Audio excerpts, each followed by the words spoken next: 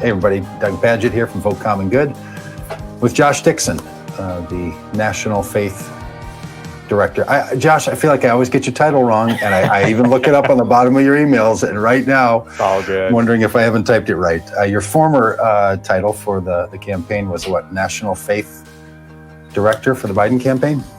Yeah. You know, I think even more so, I was a co-conspirator with Doug Pagitt, most importantly. So, well, it was. I'll tell you, friend, it was good conspiring with you and with the campaign. You know, we had talked for a long time, you and I. It's a little background for people. Vote Common Good is an organization that wants to help faith voters, especially white evangelicals and white Catholic voters, know that they're not only rooted to the Republican Party for their voting options, which shouldn't be an argument you have to make. I've long been saying, as proud as I am to work with Vote Common Good and all that we've done, we shouldn't have to exist, right? We shouldn't have to travel the country and spend time and energy reminding faith voters that people of the Christian tradition can vote for Democrats. But man, millions of people have only heard their whole life that they can't. And Josh, you're someone who really helped me understand that and the importance of that work. So thanks for all your guidance and in Vote Common Good's existence. And people may not know you yet if they've been in the Vote Common Good world, because in a lot of ways, even though you were the national faith coordinator for the Biden campaign, you were behind the scenes a lot, and you really did spectacular work. So thanks for all you did. Yeah, no, I mean, it's, I think that what we saw in this election in terms of people coming together, you know, we were doing stuff on the campaign, but Vote Common Good and so many other really important partner organizations that were the result of, you know, years, if not decades of folks really putting in the work and getting to understand people and building community connections. Were very, very much what we saw, you know, all coming together in this election. And so just tremendous gratitude on my end for the partnership of Vote Common Good and of so many other partner orgs.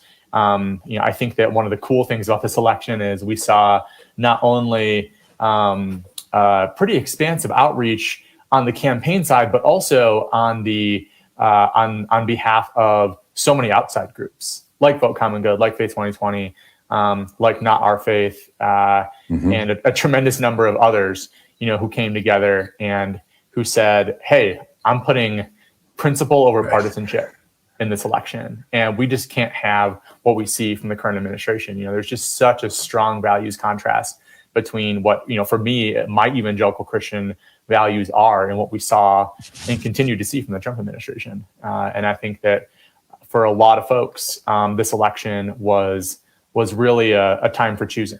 And it was something that just presented such a strong contrast, even outside of these kind of partisan lines that were so socialized around, depending on where we grow up and the type of community that we're in. And, you know, for me, I grew up in a very conservative evangelical community, you know, so I went through this whole process myself and, you know, it didn't really start interrogating and reconsidering my own politics till I was in my 20s. So I totally get it, you know, and I know for so many folks, like that's.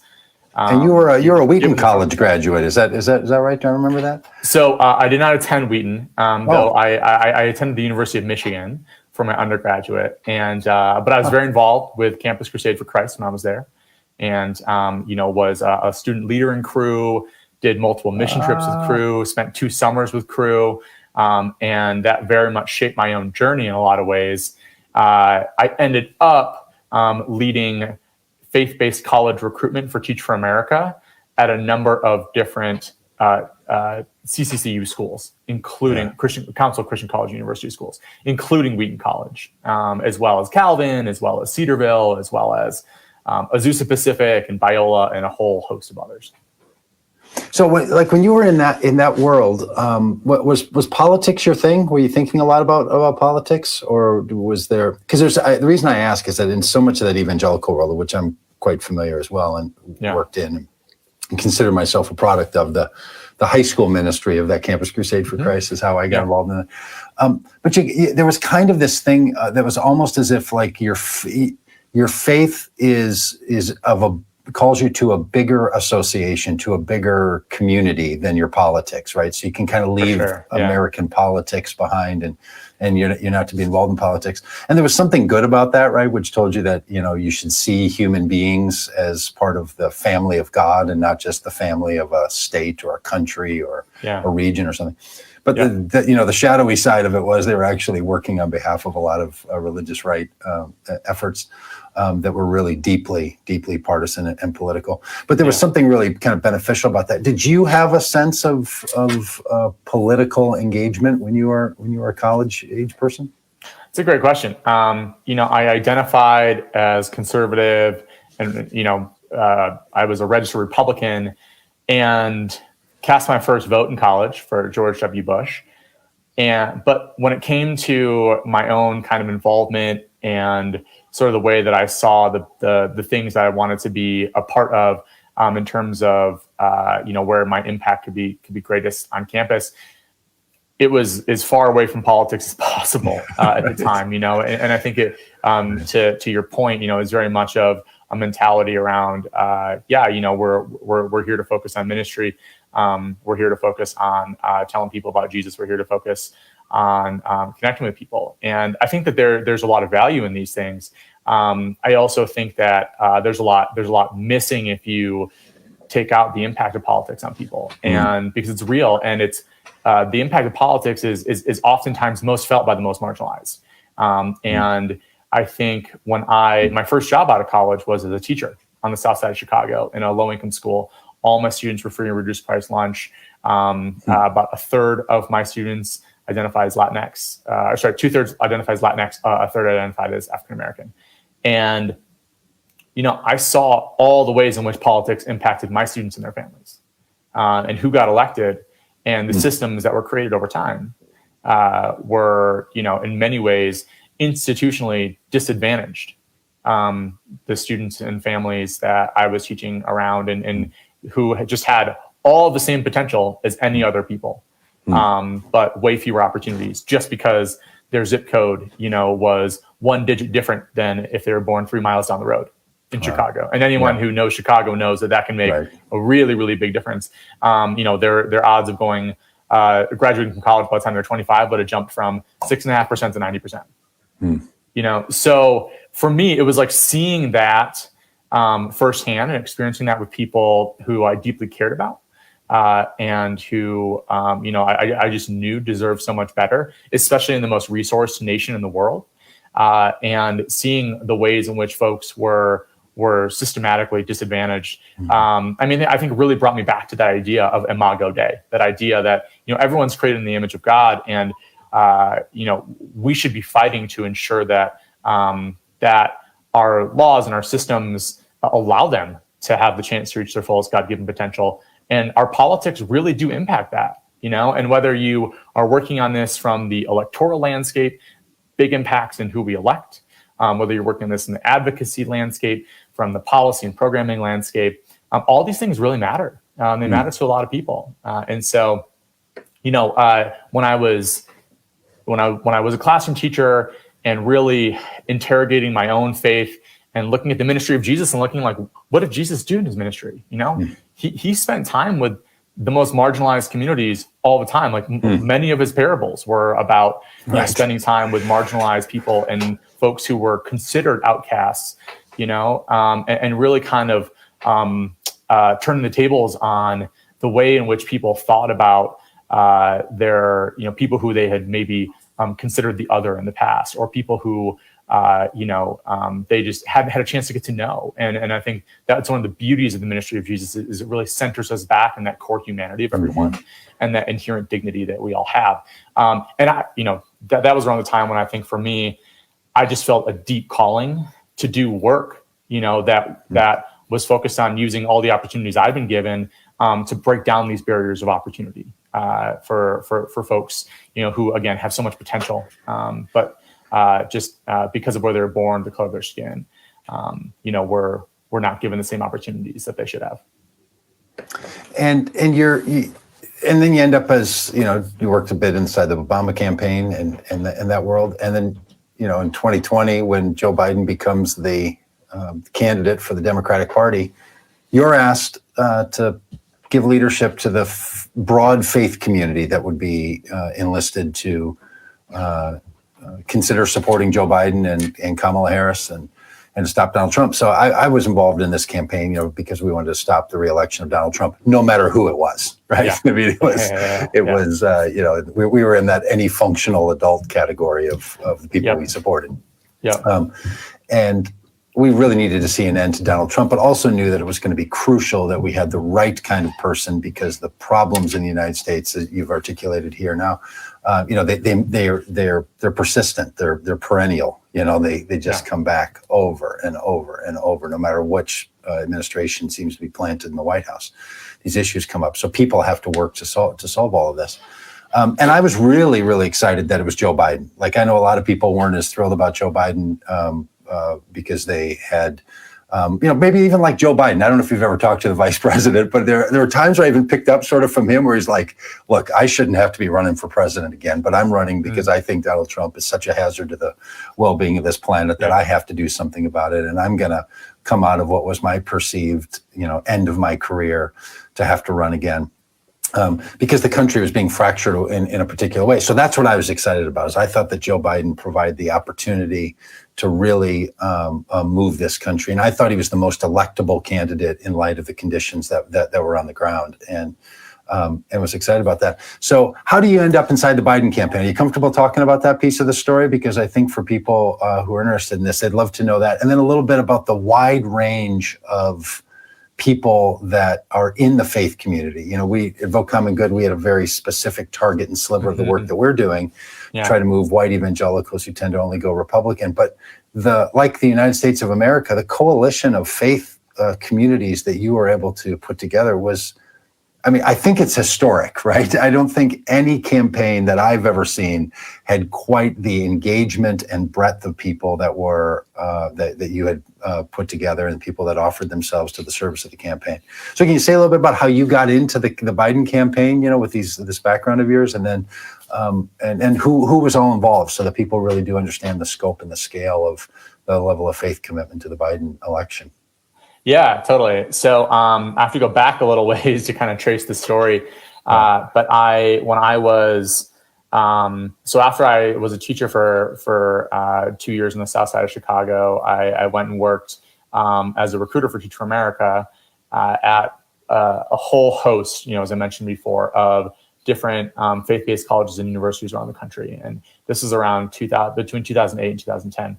And I was having thousands of conversations with young leaders of faith, and really just getting to know like what are the kind of major priorities and the things that like millennial Christians care about. And I was seeing that folks were looking for opportunities to do service-focused work. They were looking for ways to put hands and feet to their faith.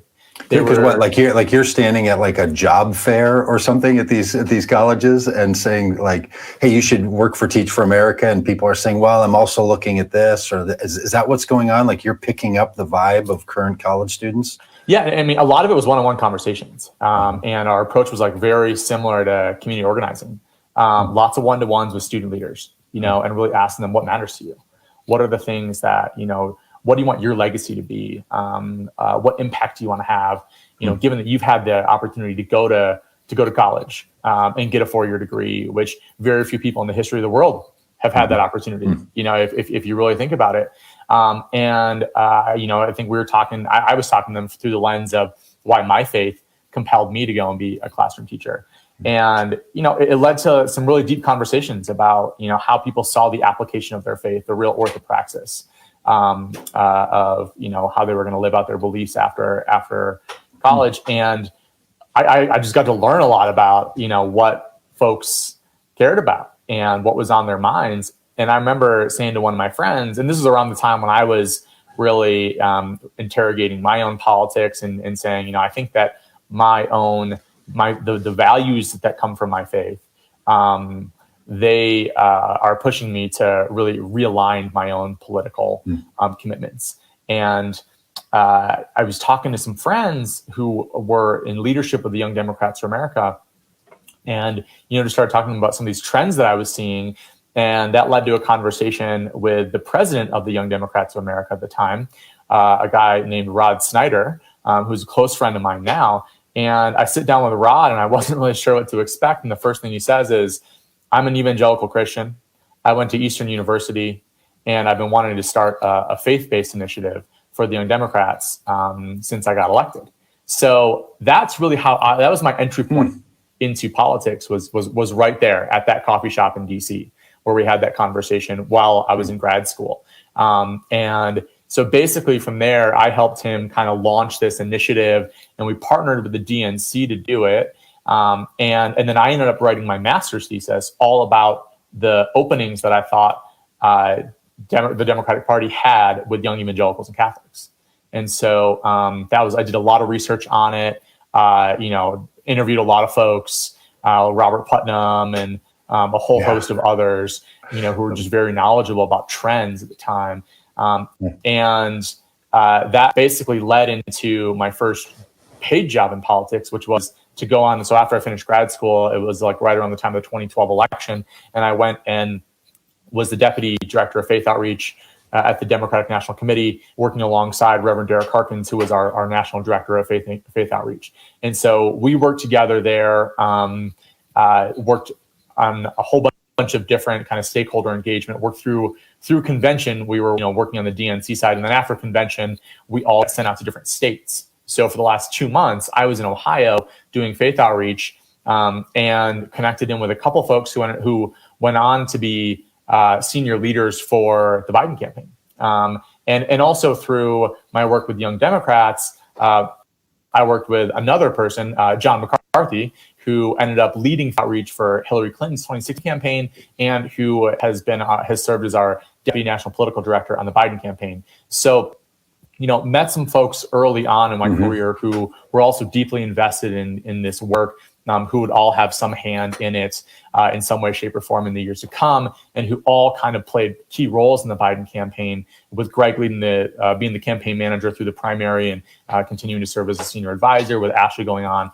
as the national coalitions director, and with John being the deputy national political director. So, for me, a lot of it was kind of building trust with folks. And I worked with all of them in different capacities over time as well. But after that, after the 2012 campaign, I went and worked in the Obama administration for a little bit, and then went back to nonprofit. But kind of really stayed involved with DNC faith engagement and with faith engagement in other efforts. Some different work with Union Theological Seminary, which you were part of, Doug, the Union of Affirming Christians, and otherwise. And I think was just seeing this moment open up, especially after 16, where it was going to be critically important for the candidate in 2020 to have a very expansive and robust faith engagement effort, because not only was there such a strong contrast in values, but in order to close off the path to victory for Donald Trump, I mean, the margins with key faith-motivated constituencies would be critical, because he was relying on those constituencies. He had to have his same margins from 2016 to be able to have a path to victory in 2020. And so just kind of knowing that, I stayed really close to the action, what was happening. I was an early Biden supporter, and started doing volunteer work with the campaign before there was a campaign. I want to say something about that, because a lot of people the perception is, and sometimes people just flat out say this, that politics is rigged, everything is settled. There's this impression that there's a back room somewhere where people are making decisions about who's going to be the candidates.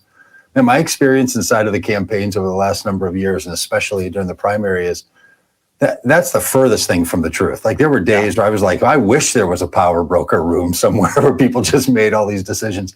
These decisions about who's going to be the candidate and how a campaign is put together, man, it felt at times more like, especially during the primaries, when there were 20 different candidates who were running, and we were running seminars and trying to have interviews and conversations with them.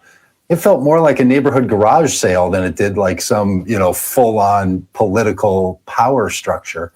It's really remarkable, isn't it, how straightforward and citizen-led even something as significant as a presidential campaign can be. Like, you're naming all these names and people thinking, well, these are just like power brokers of the new political, royalty. But they're not, right? They're all people that were doing other jobs before they came on and did this, and they were volunteering and they were kind of hoping. Yep. It's really remarkable when you think that this is how we choose our presidents and vice presidents and even senators and congresspeople. It's people raising their hand and saying, I'll help. What can I do? How can I be engaged? I mean, am I underplaying that? Did I miss something? Or is it really as just as citizen? No, I mean, it's amazing how much it is. Like when we talk about building this broad, robust, diverse, inclusive coalition, it's amazing how like that just underplays how broad, robust, and diverse and important everybody is, and that was one of the things that I just cannot overstate that enough is, we won this election because of tens of thousands, hundreds of thousands, millions of people who spoke up, people who did things, people who came together and made calls, people who hosted events, people who posted stuff on their Facebook wall that made three people, reconsider who they were going to vote for. Every little bit matters, and I think when you look at the results and you look at them across the board, and then you look at them state by state, you see how much things matter. You see how much these flips matter. You see how, as Trump is trying to dig into the margins of our key constituencies, why it's so important that we carved out margins amongst his key constituencies, especially in some of those critical states in the Midwest, Georgia and Arizona. And so, I think our work was really focused, and the second part of your question was, around what we were doing, and the broad coalition we built. It was really trying to say we want to reflect the values of our candidates. And at first it was just one candidate because we didn't have running mate yet. But then once Senator Harris was announced, it was just so clear what our mandate was, and it was to really ensure that folks didn't just have an invitation to the event, but a real seat at the table. And so we worked with, just a tremendous number of allied groups. We had, of course, like Catholics for Biden, and then we had we actually had paid staff who were doing Jewish Americans for Biden, Muslim Americans for Biden, African American faith engagement for Biden. And then we also had like our Latino believers cohort, Clan Pesco Biden. We had AAPI Christians for Biden. We had progressive believers for Biden, women believers for Biden, young believers for Biden. There's believers for Biden everywhere you could. We worked with humanists for Biden. We worked with so many different groups, and many more that I didn't mention, but so many different groups. And anytime folks wanted to get something going, whether if it was a friend reaching out saying, "Hey, let's move on LGBTQ believers for Biden," it was let's do it, and let's make it happen. And it was very much powered by by the grassroots, by people who said, "Hey, like I think this is important. I'm willing to lead it." Latter-day Saints for Biden. Just so many different religions represented, so many different people stepping up and stepping in and saying, I am willing to do this because I know that it matters to my community. I know it's so important. Yeah, and look, that was unique. I mean, I know every presidential campaign has had some level of this, right? But this was next level of engagement, and at least from my experience, and then seeing how it ricocheted through the political system, that faith voters and that American citizens who saw themselves through the lens of their faith, that was taken seriously by this campaign. So obviously that came from Joe Biden, and he wanted that, and his team wanted that. Not every political candidate wants that, both on the Republican side and certainly on the Democratic side. They don't always feel as comfortable sort of putting assets and resources and organizational thrust behind thinking about voters through the lens of the voters' faith first. People wonder about this, and Josh, I didn't tell you we were going to talk about this, so this may be fresh conversation for you. But people say to me quite often, and they're a little careful because if they know what I do, then they're being like, yeah, I know you want to get religious people to vote for the common good and elect some candidates and not other ones because, but they'll say things like, shouldn't we be really worried about that? Like, isn't that the problem that we organize around religion? And shouldn't we be separating our religion from our politics? And isn't this just more of the bifurcation and more of the separation in the country? Like, why do we have to do this in this way? Do you have any thoughts for people who are thinking about that, or have friends or family who are asking them about that? Like how come we can't just have people vote on policies and on the person? Why do we have to target these voters and put these kinds of parameters around their faith and targeting them as faith voters? Yeah, absolutely. I mean, I think that's a great question, Doug. And I've heard that as long as I've been working in this space, and I think that from my vantage point, the key thing with politics, with organizing, with advocacy, is meeting people where they're at, and knowing that everyone has values, right? Every single person has some set of values that they live by, that they operate by, that are important to them. And for a lot of people in this country, those values come from their faith. Not everyone, for sure. About 3/4 of Americans identify with a particular faith. There's a rising share of folks who don't identify with any faith. But for everyone, your values come from somewhere. Mm-hmm. And if you're going to be doing real meaningful community building work, you got to meet people where they're at. It starts by listening. It starts by seeking to understand. And I think it starts by authentically working to give people a space to be who they are without trying to manipulate them or pander to them because of a particular element of their background. Mm-hmm. And I think that's one of the beautiful things about how Joe Biden operates. Is he is head to toe just a tremendously empathetic person, and he's someone who was at Mass every Sunday, if not more, because that's who he is.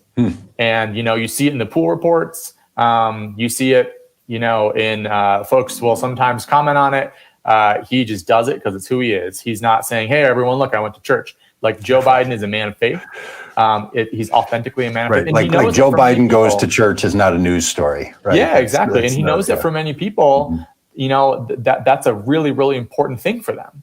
He also, has respect for people, for whom their values, aren't coming from a faith tradition. And I think that's something that really stands out about who he is, and really appeals to people. And one of the reasons why they found him authentic and trustworthy, and elected him president. And I think that, there's sometimes people conflate faith engagement on campaigns, or even faith engagement in government with church state things. Like the First Amendment really, really talks about, there are two key components to it. There's the Establishment Clause, which says that the state shall not establish a religion. And then there is a clause basically giving people freedom to practice their own religion. Meeting people where they're at doesn't violate either of those. It's not establishing any state religion, and it's not infringing upon anyone else's religion. It's just saying, hey, we recognize that this is an important part of people's lives. We're going to connect around shared values, and then figure out if we can work together on key things that matter to all of us. Which I think, is very much community organizing 101 too. Mm-hmm. It's really thinking about like, hey, in spite of differences that we all have, everyone has differences, right? How can we come together based off of things that we are both passionate about and things that, we both have a shared connection around, that we have common ground around, whether that's, fighting for immigration reform or education, equity, or healthcare for everyone. or humane treatment of people because of their religion. We've seen things from the Trump administration that have very much violated the First Amendment. Right. But we just working on engaging people and meeting them where they're at doesn't do that in the least bit. It really, I think, lives up to those American principles, of seeing everyone for who they are and upholding the inherent human dignity of everyone. Josh, having to do this in the middle of a pandemic and where people can't travel and you couldn't get together and it was endless Zoom meetings. I don't know if Zoom keeps a running clock of the number of Zoom meetings a person has been in. That data probably exists somewhere, but I'd like to see your numbers on that. You had to move from Zoom meeting to Zoom meeting and coordinate with all these people from different faith traditions. And I was on a lot of these phone calls and they're Google Hangout calls or Zoom calls, and half the people are on just their phone and they're on mute some of the time. It's everything you could imagine. And you're having to do this across the board day after day. How do you keep a movement of faith-inspired voters from all these different traditions, many of them which you mentioned? How do you keep all that going while you're having to never have an in-person meeting? And I don't know, there's probably a lot of these people that were on these calls with you that you still haven't met face to face. For sure. Yeah. How do you do that and build enough trust across the system of politics and religion for people to feel like, yeah, I can really lean in on this? I think a lot of a really important part to our work on the campaign was keeping it relationship based and trying to never have it be transactional. Really ensuring that we're having one-on-one conversations with people and working with people to get to know them, right? And when they reach out, responding and just really trying to ensure that we're staying human amidst all this and not losing that connection, even though it's tougher with our limitations right now due to the pandemic. And I think keeping that at the forefront is really, really something that I think it's easy to get lost, especially as you get really, really tired and you're just looking to get things done, but picking up the phone and calling people, getting to know people, spending the time to build those relationships, I think is really something that was a huge wind at our backs and really helped us early on, establish what we were about, because our campaign, we had 3 anchoring priorities for faith engagement in this campaign. And they're priorities, that just very much align with who our candidates are. 1, people of faith need to feel valued and respected by this campaign. It's very, very important. Too often, people of faith are neglected or taken for granted, depending on which faith background they come from, where the election's happening, all these different things, right? We wanted to make sure people of faith knew they were valued and respected by our candidates because they are.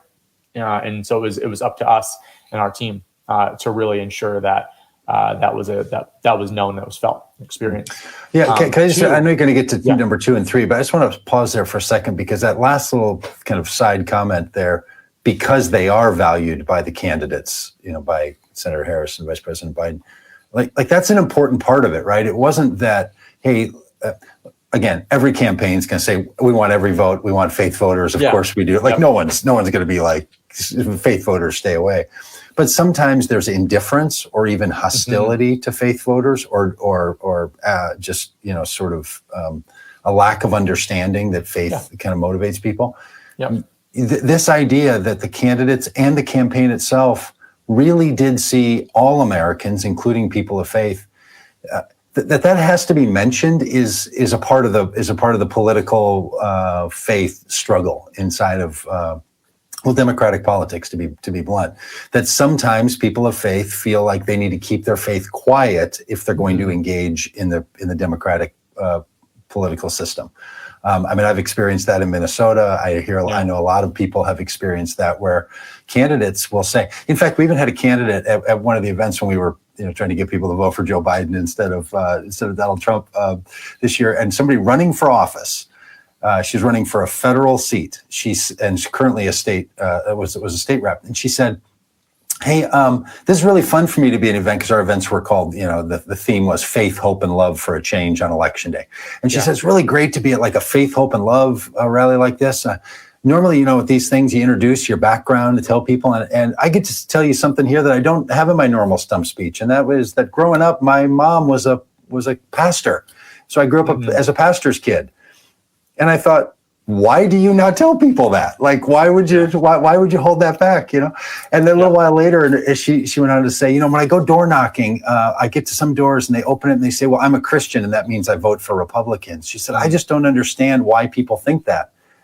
And I thought maybe it's because candidates even feel nervous about mentioning their background and where they come from, right? Because there's something, and then Republicans, on the other hand, like, I don't know, they baptize everything in the terms of like the most unreligious president in the history of American, democracy. I would put Donald Trump in that category.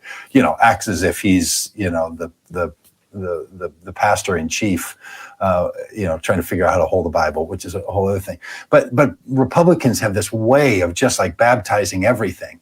But there's some kind of a nervousness inside of Democratic politics about faith. So to hear you say, no, because we as a campaign needed the campaign to recognize and value faith voters, because the candidates do. And it's our job to not manufacture a story about these candidates.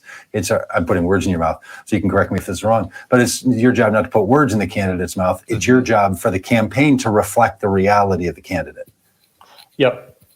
Yeah, and I think that you saw that in this campaign. You saw that at convention. You saw that in commercials. We put out a 7-figure ad buy on Catholic and evangelical TV and radio in key battleground states. I don't think that has been done before, to my knowledge, at that level. You saw, Joe Biden talking about his own faith numerous times. Senator Harris as well, and both of them doing faith events, and so doing faith videos regularly. And so, I think that, again, it very much is a testament to who they are, and their appreciation for the contributions of people of faith, not only now, when we know that so many faith communities are shouldering tremendous additional burdens that are brought on by the impacts of the pandemic in their communities. But, you see from our candidates a real appreciation and recognition of the contributions of people of faith in justice movement throughout the history of our country. Right. And, and sometimes, you had folks on the other side too, unfortunately, using faith as a cudgel. But that doesn't mean that the folks who were using it to bend the moral arc of the universe in the direction of justice, was any less potent. Right.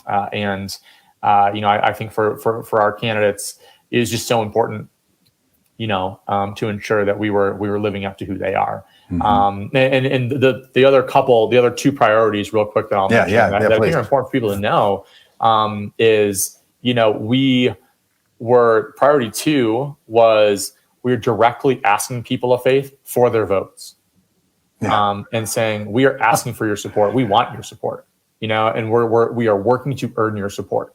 Not only do we value you, but we are asking for your support, because again, we don't take you for granted, and we aren't neglecting you. And then the third big thing was we were making the case for Joe Biden and Kamala Harris as opposed to just against Donald Trump. And I think, we talked so much about the values contrast in this election, but really about how the Biden-Harris agenda was much more aligned to the common good values of people of faith than what we saw from the current administration. I mean, so many times over, right? I mean, if you go and you look at what Jesus preaches to do and not to do, I mean, really, like you see the contrast, right? Like you literally saw the contrast in the tickets on that. Incredible. In so many ways. And so, for us, it was really getting out there and hammering home that message and making sure that people saw who our candidates were.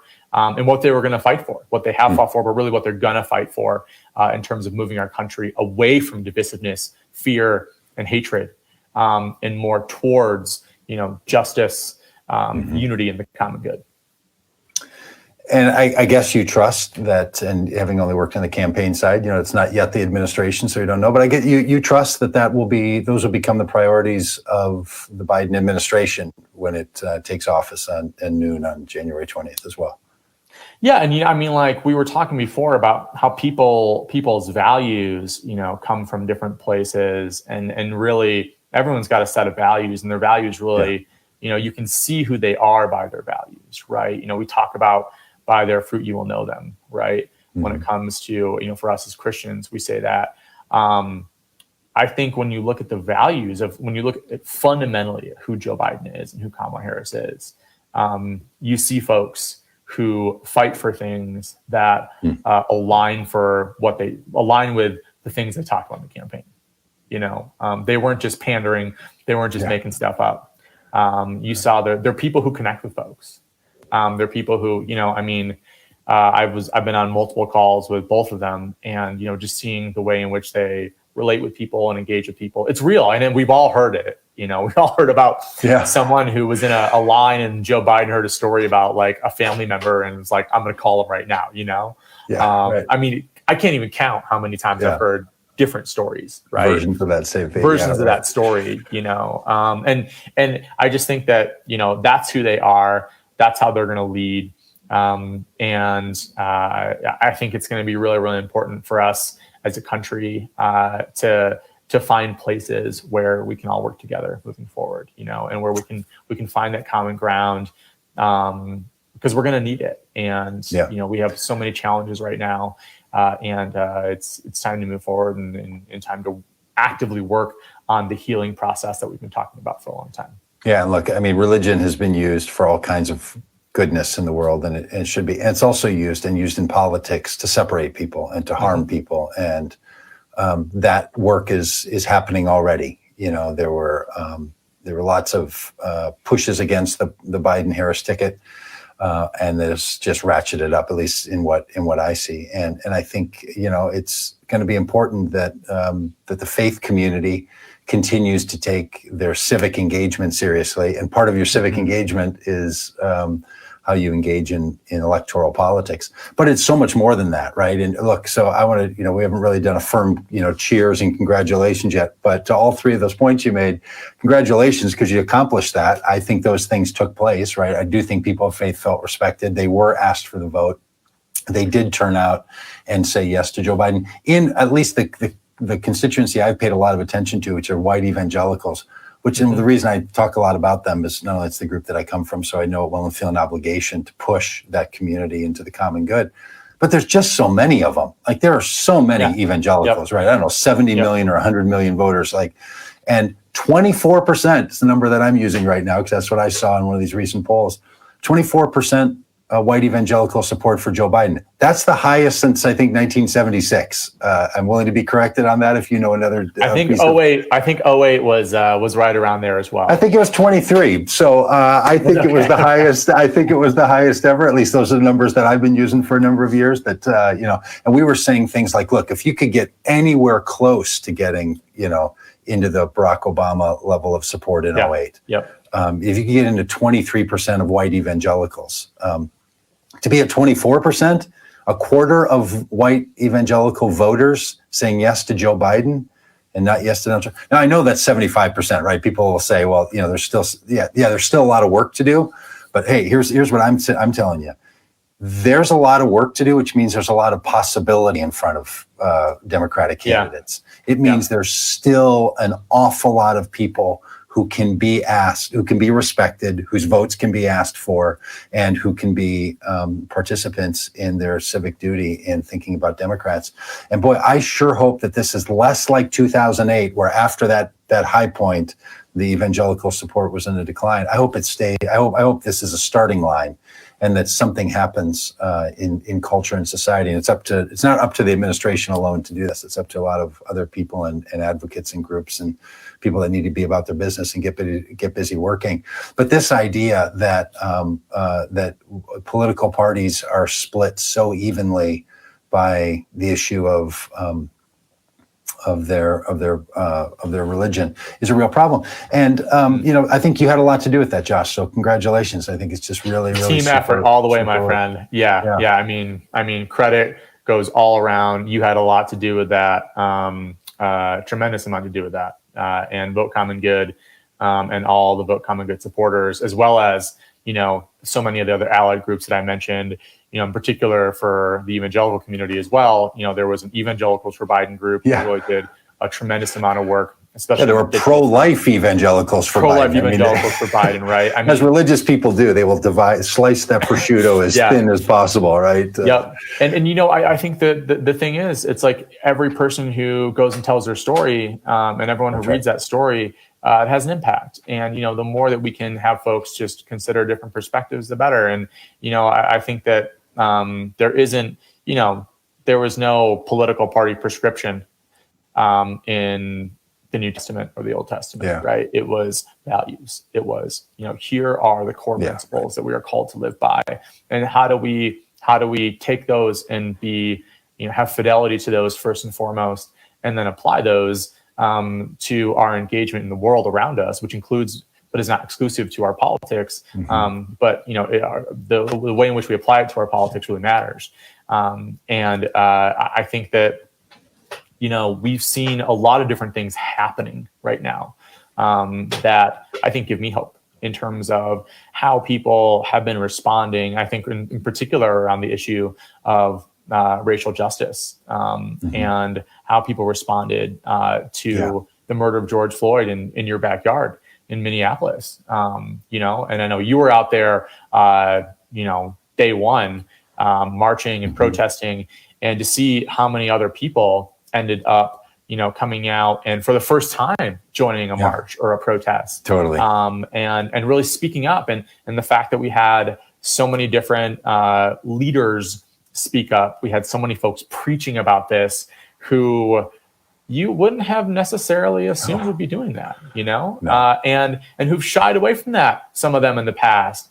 I think that it shows that we are in a moment of possibility. And if that possibility is moving a small percentage, then you know what? That's a small percentage that may not have been moved otherwise. And I think that it's so important for us, to keep pushing people and through our witness and how we respond to these moments. And this is, you've been, just amazing at this, Doug, in terms of your own walk. I think we all need to be doing that as much as we can, and calling people in to be a part of justice work that really upholds that idea of Imago Dei, that I think we're called to, that like echoes throughout the ministry of Jesus, that echoes throughout, the prophets and throughout the epistles.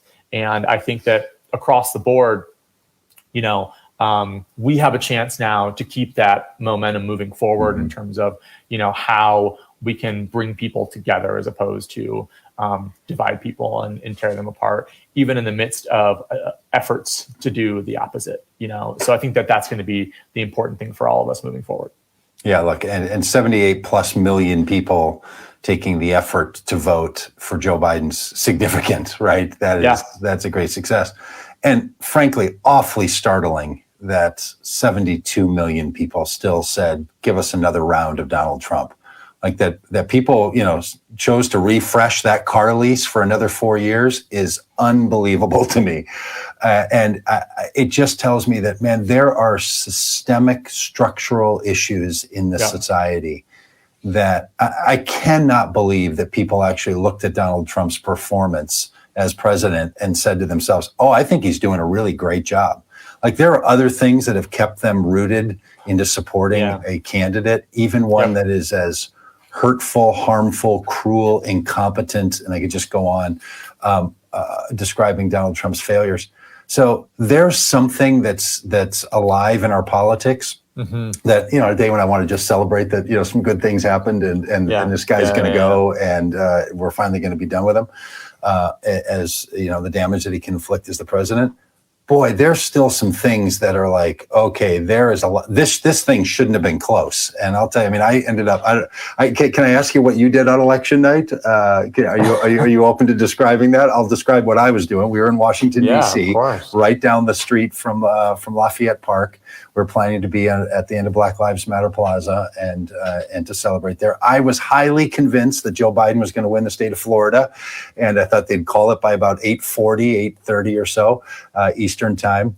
And we were down there, and at 8:40 when they called the state for Donald Trump, my head started to spin. There was one point, we had a German film crew following us because they're doing a documentary about religious leaders in America. Yeah. And at one point, my adult son, Taylor, was with me, and we stop into a McDonald's right there by Lafayette Park, and it's like abandoned, or quiet. And I'm leaned up against a white wall, and my head is slumped, and Taylor comes up and goes, "Dad, the film guy is here. You got to pep up a little bit." I was like, oh, I can barely think straight. I was having this feeling like it's happening again. I told myself I wasn't going to let my expectations build. I'm apparently a liar to myself because I did just let them build right up. And man, it was a difficult night. And I started feeling a little better by 3:00 in the morning. And by, 8:30 or 9 the next morning, I felt like, okay, this has been solved.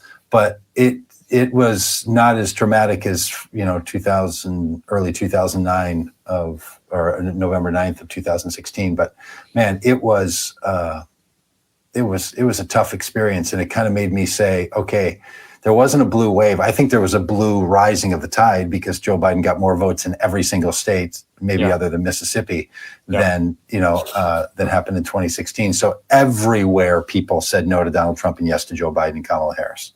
Great news. Yeah. But boy, I thought it was going to be much higher. How did you spend the night, election night? Are you comfortable sharing that? Yeah. Well, first of all, it was great to see you on election morning over at Esperanza in Philadelphia. Yeah, we were in Philadelphia that morning, and then in Philadelphia, and then that night, outside the White House. Yeah, and y'all headed up to DC. We did. We spent the day canvassing and working on just kind of keeping an eye on different like what was happening at different polling locations, seeing if folks needed like water and stuff like that. And then we, a number of colleagues and I went and we were all hanging out, watching the results together, socially distant. And fortunately we knew that there were going to be waves because of the mail-in ballots. And we knew that would probably impact things. I think, you're watching and you're like, well, I wish that we would have won Florida. I wish that we would have won Ohio, and those, I wish we would have won Texas. And those were all. But you didn't freak out at 8:30, 8:40? You weren't standing against a white wall? We had a couple team calls, where folks just kind of ran through things. I'm so glad. And kind of gave us, hey, we're good. We expected what we're seeing. And I think that was really helpful. I think when I knew we had it was, I was pretty sure we had it when they called Arizona. When Fox News called Arizona, I was like, okay, this is good. This is a good sign. And then we knew that we had it when they called Nebraska 2. Oh, yeah. When they called Nebraska 2, it was like, hey, we're going to win the election. Because, we were really confident about just like where the additional votes were being counted from in Wisconsin and Michigan.